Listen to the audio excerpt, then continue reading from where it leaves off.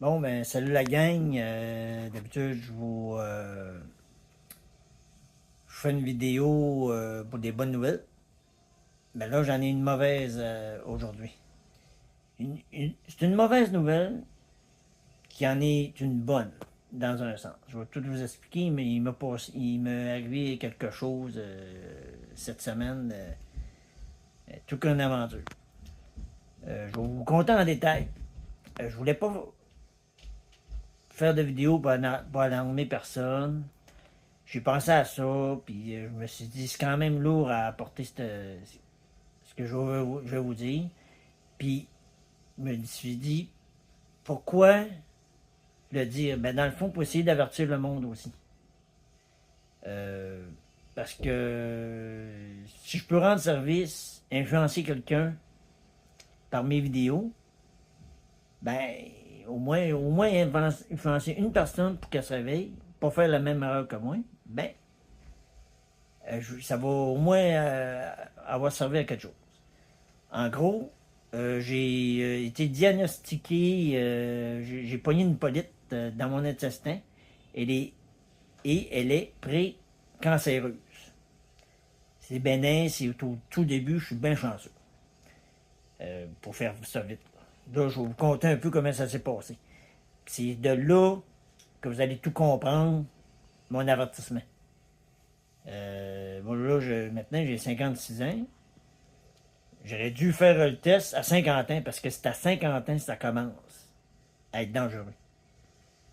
Mon médecin de famille m'a pas averti. Elle me dit, elle me fait passer un test pour mon cholestérol. Elle disait, ah, c'est fini les piqûres, ton cholestérol, tout va bien, tout est correct, c'est stable, pas besoin de prise de sang l'année prochaine. Ah, yes, j'étais tout content.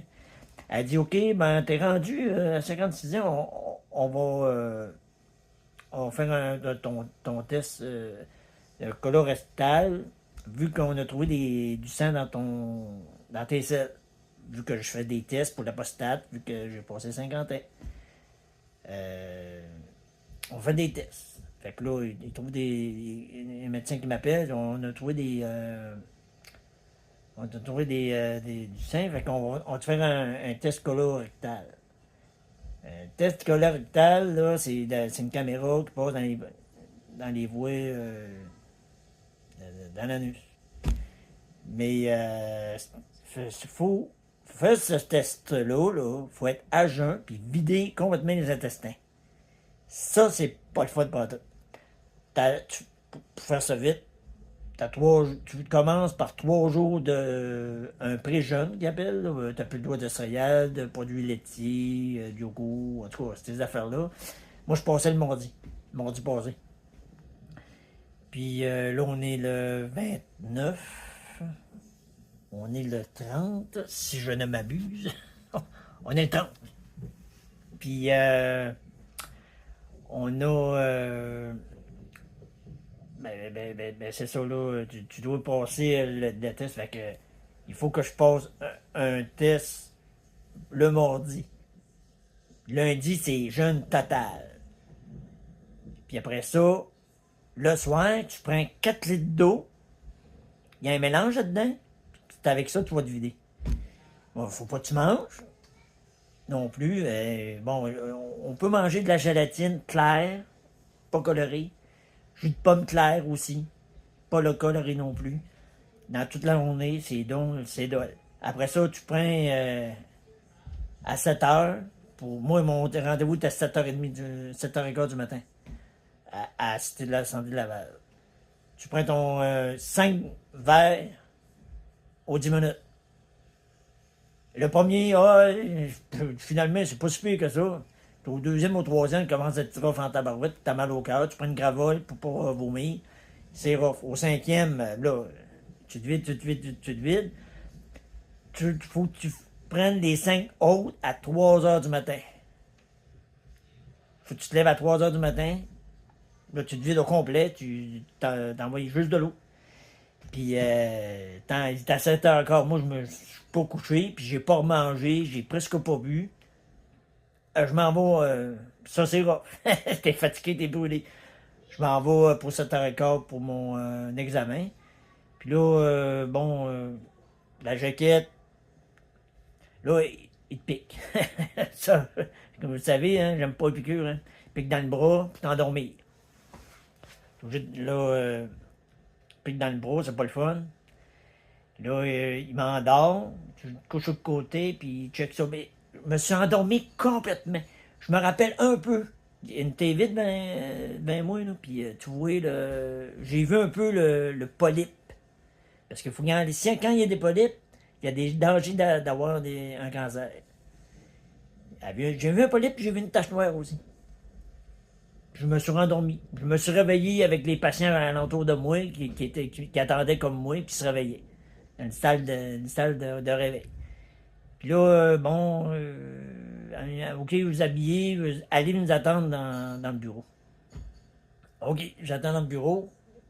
L'infirmière a dit, bon, elle me prend un peu en pitié. Tu sais, je suis un peu... je suis endormi, je suis pas là, là. Elle dit, on a trouvé une anomalie sur votre polype. On les a enlevés, mais c'est cancéreux. C'est dangereux. Il va falloir qu'on prenne en charge. Pour ça, puis ça va prendre une prise de sang.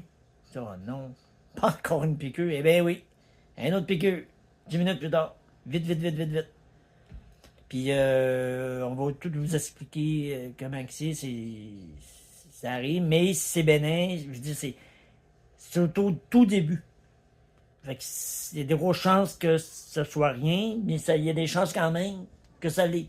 Moi, je me dis, écoute, que tu aies un gun sur la tête ou qu'une personne te vise à 400 pieds, que ça n'ait pas un cancer ou pas un cancer, t'es quand même visé, t'as quand même peur, t'entends le mot cancer.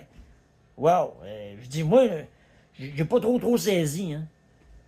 OK, j'ai faim, là, il est rendu 10h30. J'ai pas mangé. M'en va manger au plus maudit. Après ça, je me couche. Quand je me réveille, je suis revenu un peu, là. Je lis ils m'ont donné des feuilles.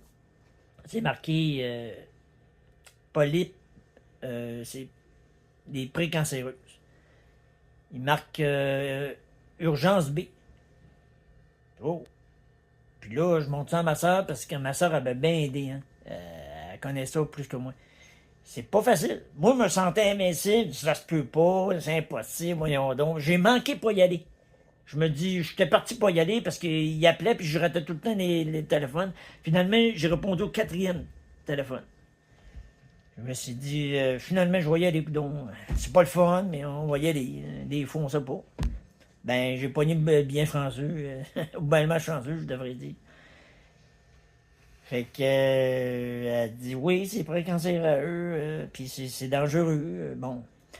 Là, ils m'ont donné une feuille. Ils donnent un service.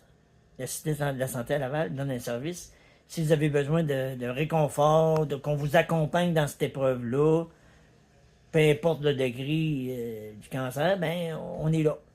On va vous appeler demain ou dans 24-48 heures. Il m'appelle, je suis à ma job. Il me parle, j'ai plein de questions. Bon, quand c'est marqué cellule précancéreuse, il faut que le médecin donne un statut sur le dossier pour que mon médecin spécialiste, que je vais avoir d'ici un mois, ben, qui me donne, qui me prenne au sérieux, qui me passe au plus vite. Parce que c'est quand même dangereux. Si c'est cancéreux, c'est une course contre la montre, ça, là. Fait que, là, j'avais une autre question. Je disais, écoute, pourquoi ils l'ont-tu enlevé, les polypes? Ben, oui, ils les ont enlevés. Mais ça se peut qu'il faut qu'ils grattent encore un peu. Ça se peut qu'ils trompèrent encore. Ah non, je ne veux pas encore jeûner. Il disait, ben oui, il faut vider encore l'intestin, si ça arrive jusque-là. Mais il faudrait, ou peut-être enlever un morceau d'intestin, on ne le sait pas. La seule chose qu'on va être sûr, quand tous les tests vont être analysés par ton spécialiste. Là, il te manque un taco.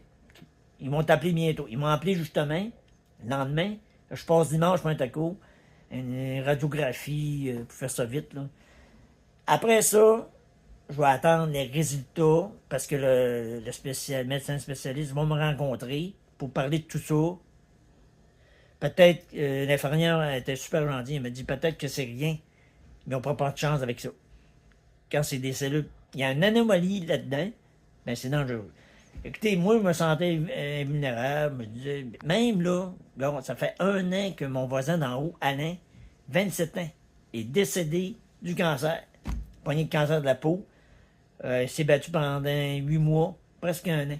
Il est mort au mois de novembre. Ça fait presque 1 an. Aux mêmes dates, Claire Marouin, ma belle-sœur, pogné le cancer généralisé début décembre. 1 mois plus tard. Elle t'a fait 1 mois, elle est morte au début janvier. Même là, j'ai pas allumé plus qu'il faut. J'ai pas. On dirait que le cancer, c'est pas pour moi. Eh bien oui, mes chers amis, là, c'est pour tout le monde. Je veux juste vous avertir, mon avertissement, il est là. Les 2 mots magiques. Parlez-en à votre médecin de famille. Puis la deuxième chose, 50 ans. À 50 ans, tu vas faire tes tests. Pense pas que t'es vulnérable, pas invulnérable. Là. Je veux dire, ça peut arriver à n'importe qui, homme ou femme. Ils m'ont demandé si j'avais si c'était familial, il y avait du monde dans la famille. Puis je dis non. Ben, je suis le premier. Avec là, ma soeur, mes 2 frères devront passer, passer le test. Ce test-là aussi, au cas où, pas le choix. Puis c'est même tard, parce que c'est à 50 ans que tu devrais le passer. Ils sont presque rendus qu'à 60 ans. Bon, Roger, lui, il est en arrière de moi, il devrait le faire. Là. Fait que je veux juste vous avertir, pas vous alerter. Ça va bien quand même, il faut rester positif. Mais il reste que, comme je vous dis, j'ai un gun à 200-400 pieds. C'est inquiétant. C'est vraiment inquiétant. Puis, c'est fou, mais ça m'arrive à moi. Je peux pas parler pour une autre personne. Je n'aurais jamais parlé parce que c'est pas moi qui l'ai vécu. Mais moi, aujourd'hui, je le vis. C'est pour ça que je vous en parle, puis c'est pour ça que j'essaie de vous alerter, puis de vous aider, vous accompagner là-dedans. Si vous avez des questions, je peux répondre en commentaire ou personnel, je vais mettre ça sur Facebook. Et sur mon YouTube. Parce que je vais toucher plus de personnes. J'ai quand même 511 abonnés en France qui parlent français, Algérie aussi qui parle français. S'il y a quelqu'un qui se reconnaît, ben, je suis là. Alors, pour l'instant, tout va bien. Quand je vais avoir mes résultats, d'ici quelques semaines, ben, je vais vous les communiquer. Puis, bon, je me souhaite bonne chance. J'ai plus rien à dire.